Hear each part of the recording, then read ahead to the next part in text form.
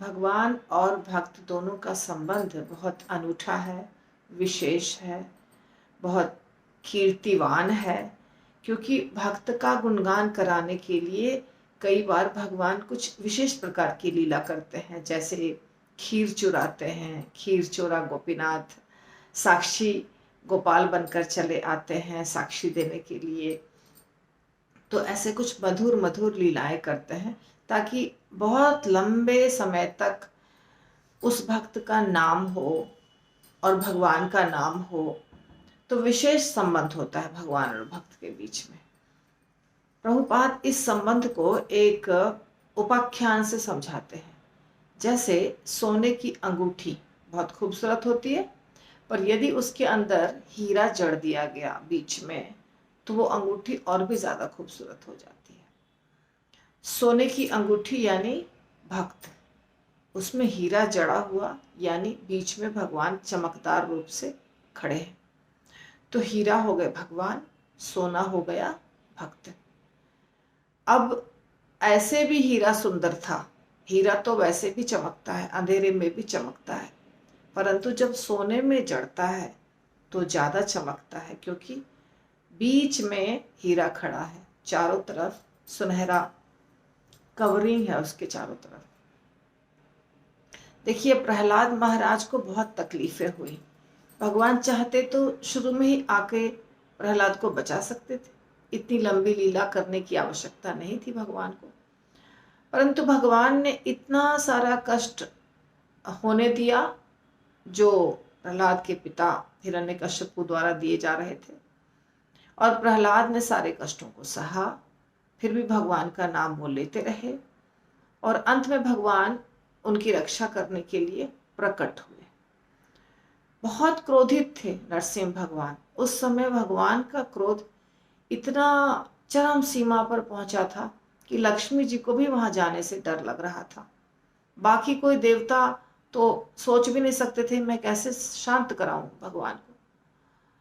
तो सारे देवता दूर से खड़े होकर भगवान को प्रणाम कर रहे थे, और नरसिंह भगवान विकराल रूप लिए एकदम हिरण्यकश्यप को मारकर, उसको चीर फाड़ करके उसके शरीर को अपने शरीर पर गोद में रखे हुए थे, और आवाज दहाड़ रहे थे, शेर का रूप था।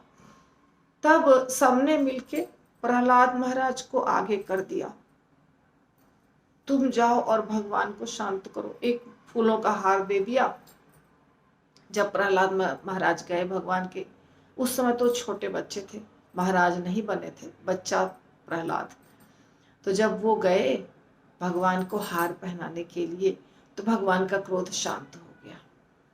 तो देखिए, यदि इतना कष्ट नहीं हुआ होता प्रहलाद को, तो इतना नाम भी नहीं होता प्रहलाद का, और प्रहलाद के कारण जो भगवान का एक विशेष रूप आया, नरसिंह रूप, वो भी नहीं होता।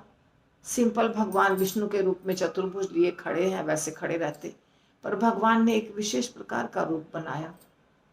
तो भगवान का गुणगान हुआ प्रहलाद के कारण, प्रहलाद का गुणगान हुआ भगवान के कारण। ऐसे बहुत सारी लीलाएं हुई हैं जिसमें भगवान और भक्त दोनों का आज तक, गोपियों का गुणगान हो रहा है, कृष्ण का गुणगान हो रहा है। कैसे गोपियों को छोड़कर भगवान चले गए, बहुत छोटी उम्र में भगवान चले गए और फिर कभी लौट कर नहीं आए। तो कैसे गोपियां सब कुछ त्याग कर भगवान के पास जाती हैं, और अपने घर की, परिवार की, लोक लाज की, किसी की परवाह नहीं करती हैं। तो उनका गुणगान अभी तक हो रहा है। अर्जुन का गुणगान हो रहा है, कृष्ण का और अर्जुन का, दोनों का नाम साथ में लिया जाता है। साथ में क्यों लिया जाता है नाम? साथ में नाम तभी लिया जाता है क्योंकि ऐसी लीला हुई है कि अगर आप कृष्ण की याद, अगर आप खास करके अर्जुन की याद करते हैं, आपको अर्जुन की चर्चा करनी है कहीं पर, उनकी याद आती है, उनके बारे में कुछ बातें होती हैं, तो कृष्ण की बातें अवश्य होंगी। अगर ये बात होती है कि कृष्ण के बहुत सारे सखा थे, तो अर्जुन की भी बात होगी, सुदामा की भी बात होगी, मधुमंगल की बात होगी। अगर ये बात होती है कि कृष्ण की बहुत सारी सहेलियां थी, तो राधा रानी की बात होगी, विशाखा, ललिता इत्यादि की बात होगी। तो उनकी स्पेशल लीला हुई है जिसके कारण आप छोड़ नहीं सकते हैं उनको अकेले। आप भगवान कृष्ण को कहीं अकेले देख भी नहीं सकते हैं। मंदिर में जहाँ पूजा होती है, जिस भी स्थान पर, अकेले कृष्ण खड़े नहीं रहते हैं। उनका एक विशेष गुण है रूप माधुरी, वेणु माधुरी। इसी प्रकार एक है विशेष गुण भक्त माधुरी। भगवान हमेशा भक्तों के द्वारा सराउंडेड रहते हैं, घिरे हुए रहते हैं। भगवान और भक्त दोनों अलग नहीं होते हैं एक दूसरे से। तो इसलिए जो प्रभुपाद ने ये सुंदर सा एनालॉजी दिया, सोने की अंगूठी में हीरा जड़ा हुआ, ये सूटेबल है यहाँ पर। सच में भगवान हीरे की तरह चमक रहे हैं सोने की अंगूठी में। तो हम सब भक्त हैं। हम सब भक्त को हमेशा याद क्या रखना चाहिए, हमारे ऊपर कितनी भी विपत्ति आए, कितनी भी समस्या आए, मंदिर में, मंदिर के बाहर, घर में, जीवन में आएंगी समस्याएं, परंतु उन समस्याओं को सहना है, बर्दाश्त करना है, पर भगवान को छोड़ना नहीं है, मंदिर जाना छोड़ना नहीं है, और भगवान की भक्ति छोड़नी नहीं है। क्योंकि परीक्षा तो लेते हैं भगवान, पर भगवान हमेशा साथ में रहते भी हैं।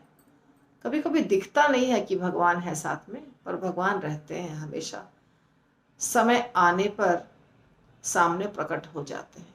राजा हरिश्चंद्र की कथा मैंने 2-3 दिन पहले अपलोड की है। कितनी मुसीबत हरिश्चंद्र को हुई, पर भगवान बाद में प्रकट हो गए।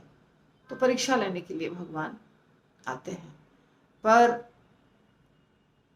सोना और हीरा, आप सोना तभी कहलाएंगे जब आप हीरे के साथ रहेंगे, अर्थात भगवान के साथ रहेंगे। हरि बोल।